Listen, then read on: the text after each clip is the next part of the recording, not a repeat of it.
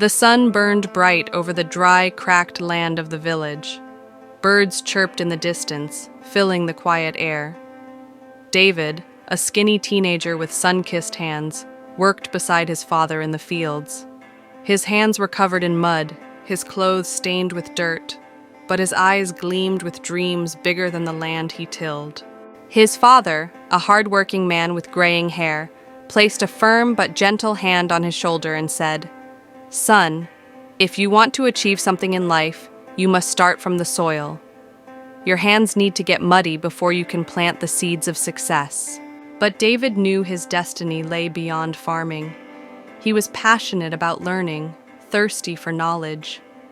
Every night after work, he would read a tattered book borrowed from his school teacher, studying by the dim light of an oil lamp. Each sentence he absorbed felt like a spark, igniting his mind with possibilities. Life in the village was tough. When David told his father about his dream of going to college, his father sighed deeply and said, "We don't have money for that, son. This land is all we have." The weight of those words pressed on David's heart, but he refused to trade his dreams for hardship. He worked the fields by day and studied by night. Many times, exhaustion made him drop his book, but he never gave up. One day, his teacher approached him with excitement. "David, there's a science competition in the city. If you win, you can get a scholarship." This was the chance he had been waiting for. But the road to success was not easy. Competing against students with access to modern labs and equipment, David had nothing but his determination and the resources of his village. Instead of high-tech materials, he used what he had: soil, water, and wind. He let nature guide his experiments, proving that knowledge wasn't just about tools, but about creativity and perseverance. The day of the competition arrived. With shaking hands but a heart full of hope, David stood before the judges and presented his project.